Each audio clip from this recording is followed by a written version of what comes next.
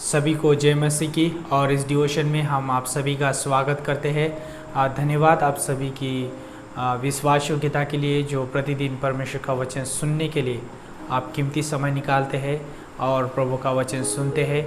और धन्यवाद आपके प्रेम और अनुग्रह के लिए, जो आप हमसे प्रेम करते हैं और अनुग्रह देते हैं। और जब इस संदेश को जब सुनते हैं तो रियली आप पूरे दिल से सुनते हैं, इसलिए हम धन्यवाद देते हैं। और ख़ास करके जो है हम पूरे दिल से आप सभी का हम धन्यवाद देते हैं कि इस डिवोशन में जुड़ने के लिए। हो सकता है आप पहली बार इस डिवोशन में जुड़े हो, तो आप सभी का स्वागत है इस डिवोशन में। और प्रभु उसके वचन के द्वारा आप सभी से बातें करें। और आज जो है हम खास विषय पे बात करने वाले हैं फादर्स डे के ऊपर। हम जानते हैं कि आज जो है फादर्स डे है, और इस फादर्स डे के मौके पे जो है हम प्रभु का वचन आप सभी के साथ बांटना चाहते हैं। हो सकता है कि इस डिवोशन को सुनने वाले बहुत सारे लोग जो है फादर्स होंगे, लेकिन यहाँ पर हम बताना चाहेंगे कि प्रभु जो है हर एक व्यक्ति से जो बहुत प्रेम करता है, और एक पिता बनना एक बहुत बड़ी बात है, और ये परमेश्वर के द्वारा एक दी गई बड़ी आशीष भी है कि एक संतान जो है जब हमारे द्वारा पैदा होती है तो ये परमेश्वर के द्वारा दिया हुआ बड़ा तोहफा और महान रियली परमेश्वर का उपाय है। तो धन्यवाद उन सभी पिताओं के लिए जो इस डिवोशन में हैं और सुन रहे, और प्रभु यीशु मसीह जो है आप सभी से प्रेम करते हैं। और धन्यवाद फिर से एक बार आपको फादर्स डे की शुभकामनाएं। और आज जो है हम एक पिता क्या होता है, उसका हृदय किस रीति से होता है, और आज हम क्यों ना बाइबल के द्वारा हम जानें। जब आप लूका की किताब उसका 15 अध्याय और 11 से लेके आप आगे पंक्तियों पढ़ते हैं, वहाँ पर जो है दो पुत्र हैं, और रियली वो दोनों पुत्र जो है पिता के जो प्रेमी हैं, और पिता उनसे बहुत प्रेम करता है, और पिता के पास उनके लिए प्रेम है, अनुग्रह है, दया है, उनके लिए क्षमा है, और वो पिता का जो हृदय उन बच्चों के लिए हमेशा खुला है। लेकिन यहाँ पर जो है रियली हम एक बहुत दिलचस्प बात देखते हैं कि जब वो दोनों पुत्र जो है रियली पिता के हृदय को समझ नहीं पाए, और छोटा पुत्र जो है पिता के पास आया और उसने कहा कि पिताजी, जो भी मेरी धन दौलत है, मेरा जो भी हिस्सा है, मुझे दे दो। और हम देखते कि पिता ने एक प्रश्न भी उसको नहीं किया और पूछा भी नहीं कि क्यों। और रियली जानता है, पिता जानता है कि उसका हक है और उसे हक मिलना बहुत ज़रूरी है, और पिता जो है उसका हक उसे दे देता है, और जो भी उसका हिस्सा उसे दे देता है। और पुत्र जो है उस अपना जो भी धन दौलत है, जो भी उसको मिला हुआ जो हिस्सा है, उसे लेके दूर देश चला जाता है, और वो जो है वहाँ पर आयुष्य आराम में जीवन बिता रहा है। वो जो है चैनबाजी कर रहा है और अपने पैसों का जो है व्यर्थ रीति से इस्तेमाल कर रहा है, और उसने जो है अपना सारा धन दौलत जो है लुटा दिया। लेकिन पिता जो है यहाँ पर उसका इंतज़ार कर रहा है, पिता जो है उसकी राह देख रहा है। और जैसे मानो कि बहुत सारी जगहों पे उसने ढूंढा होगा उस पिता ने कि मेरा पुत्र कहाँ होगा, और मेरा पुत्र किस हालत में होगा, मेरा पुत्र किस दशा में होगा, क्या उसकी ज़रूरत होगी। बहुत सारी चिंता से भरा हुआ उसका हृदय होगा उसके पुत्र के प्रति। और हम देखते हैं कि उसके पुत्र की जो हालत जो है बहुत बेकार हो चुकी है, और वो जो पुत्र जो है आप जो जिस रीति से वो धन दौलत के साथ वो दुनिया में गया था, धन दौलत के साथ जो है उस घर से बाहर कदम रखे थे, लेकिन जब वो अपने घर की तरफ, उस पिता की तरफ लौट के आता है, तो कंगाल बनकर वो लौट के आता है।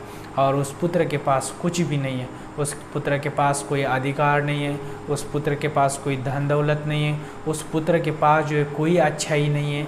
अब सब कुछ जो है इस संसार ने जो उसको निकम्मा कर दिया है। और हम देखते हैं उस पुत्र के बारे में कि रियली जब उसके पिता से जब वो मुलाकात करता है, जब उसका पिता उसको दूरी से देख लेता है, तो उसका पिता जो है उसको जब दूर से ही देखता है तो उसका पिता उसकी तरफ दौड़ता है और उसे जो है गले लगाता है। और जब हम देखते हैं उसकी हालत जो है बहुत बेकार हालत हो चुके हैं, और वो सूअरों के साथ जो उसने समय बिताया हुआ है, उनकी देखभाल की है, उसके द्वारा उसके शरीर के द्वारा जो बहुत गंदगी फैलती होगी, लेकिन उसके पिता को उसकी कोई चिंता नहीं है। उसके पिता को ये बड़ा आनंद हुआ कि उसका पुत्र उसे मिल गया। उसको बड़ा आनंद हुआ कि उसका पुत्र जो है उसके पास आया। और आज इस संसार में जो है पुत्र जो है, जो परमेश्वर की संतान है, जो परमेश्वर के लोग हैं, परमेश्वर ने जिसे बनाया वो मनुष्य इस संसार में खोया हुआ है।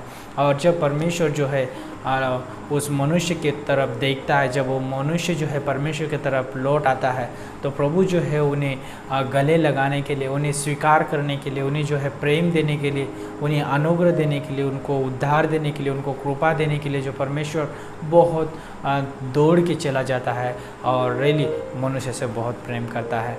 और आज मैं बताना चाहूँगा, जब एक विश्वासी कई बार जो है संसार में जीवन जीते हैं और कई बार गलत आदतों में जीवन जीते हैं, नशा में जीवन जीते हैं, और वो व्यक्ति जो है कलीसिया का जीवन नहीं जीता है, वो कलीसिया में नहीं जाता है, वचन नहीं सुनता है, प्रार्थना नहीं करता है, परमेश्वर के साथ संगति नहीं करता, परमेश्वर के पास से जो दूर जाता रहता है। लेकिन एक दिन जो है संसार के द्वारा जब वो कंगाल हो जाता है, तो वो जब लौट आता है परमेश्वर के घर के तरफ, परमेश्वर की तरफ, तो परमेश्वर उसका इनकार नहीं करता है।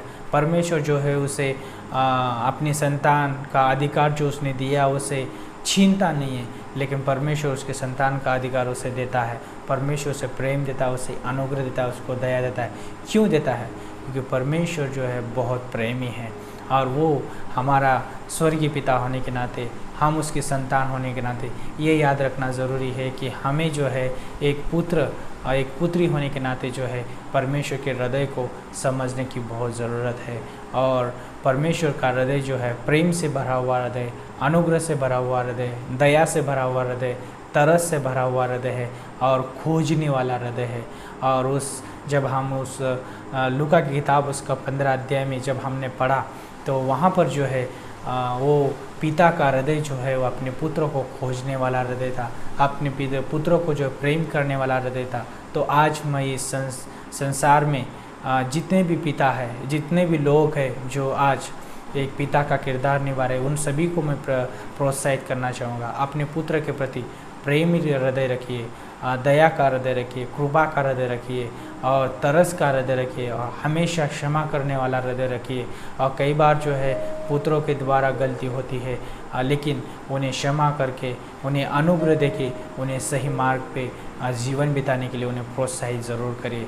और धन्यवाद आप सभी के जीवन के लिए जो आप इस समय एक पिता का रोल निभा रहे, किरदार निभा रहे, और प्रभु जो है आप सभी को जो है उसका एक दिन इनाम ज़रूर देगा। और आज इस डिवोशन के द्वारा मैं आप सभी को एक संदेश देना चाहता था कि पिता का हृदय जो है दया का हृदय होता है। पिता का हृदय जो है तरस खाने वाला, क्षमा का और करुणा का हृदय होता है। तो क्या आपके पास रियली ये सोच है? यदि आपके पास ये सोच नहीं है, तो आज इस समय बाइबल हमें सिखाती है कि हमारे पास जो एक पिता होने के नाते वो हृदय होना बहुत ज़रूरी है, क्योंकि हमारे स्वर्गीय पिता के पास वो हृदय है। क्योंकि वो स्वर्गीय पिता हमारा पिता होने के नाते हम भी किसी के पिता है, तो उसके प्रति जो हमें वही व्यवहार करना है जो परमेश्वर हमारे प्रति व्यवहार करता है। तो इस डिवोशन के माध्यम से प्रभु आप सभी को बात करे, अगुवाई करे, मदद करे, आशीषित करे। धन्यवाद आप सभी के जीवन के लिए। प्रभु जो है आपको पूरे समय अगुवाई करे।